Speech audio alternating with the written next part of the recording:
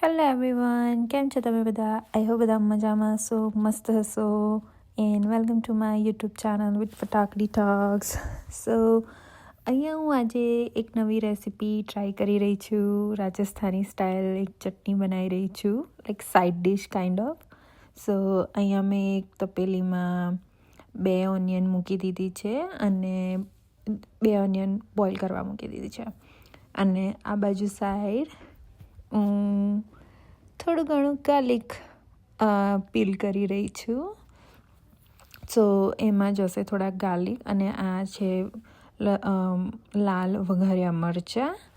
સો એને હું નાના નાના કટ કરી દઈશ હમણાં. અને મેં થોડીક વધારે ક્વોન્ટિટીમાં લીધું છે કારણ કે હું થોડીક વધારે ક્વોન્ટિટીમાં બનાવવાની છું એ સાઇડ ડિશ. સો આવી રીતે કટ કરીને મેં એમાં હોટ વોટર એડ કરી દીધું છે. જો એનાથી લાઈક હોટ વોટરથી થોડું સોફ્ટ થઈ રહે ને બધું અમુક તીખાશ પણ નીકળી જાય. સો અહીંયા આગળ મેં બધું રેડી કરી દીધું છે મારે જે જોઈએ તે. એન્ડ અહીંયા મેં આ આંબલી લીધી છે અને એમાં પણ મેં હોટ વોટર એડ કરી દીધું છે.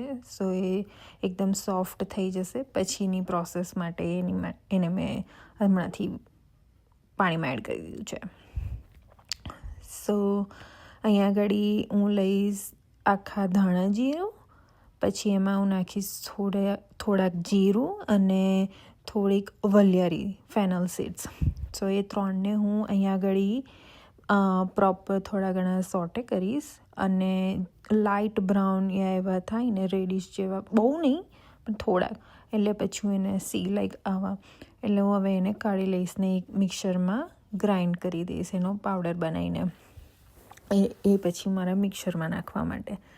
તો અહીંયા મારો પાવડર થઈ ગયો છે રેડી, જે હું એમાં કાઢી રહી છું.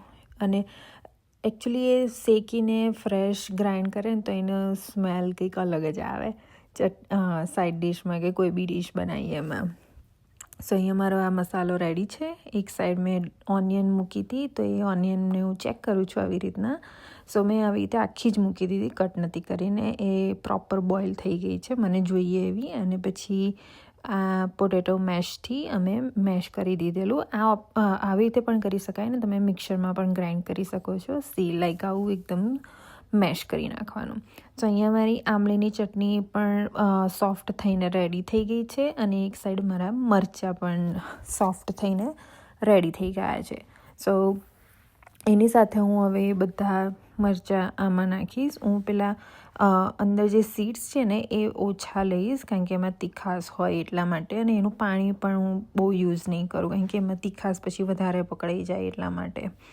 સો આ બધા મરચાં મેં મિક્સરમાં આમાં એડ કરી દીધા અને હવે આ જશે બધી આંબલી આમાં અને એનું પાણી સાથે હું લઈશ.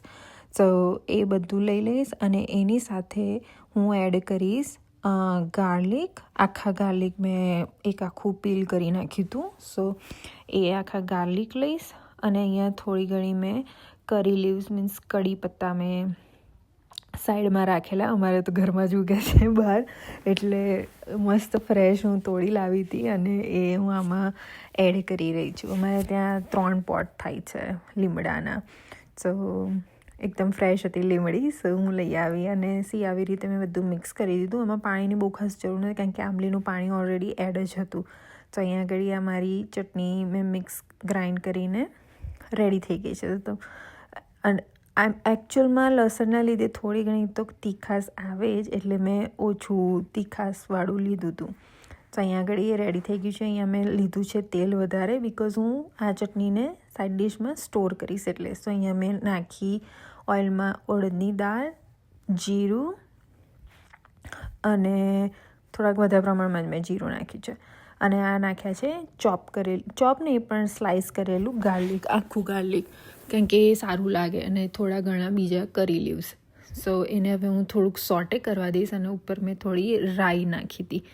તો એ નાખીને થોડું ઘણું સોટે થવા દીધું જ્યાં સુધી ગોલ્ડન બ્રાઉન જેવું, એકદમ લાઇટ ગોલ્ડન બ્રાઉન તમને દેખાય જ જશે. સો એમાં પછી મેં નાખી થોડી હિંગ.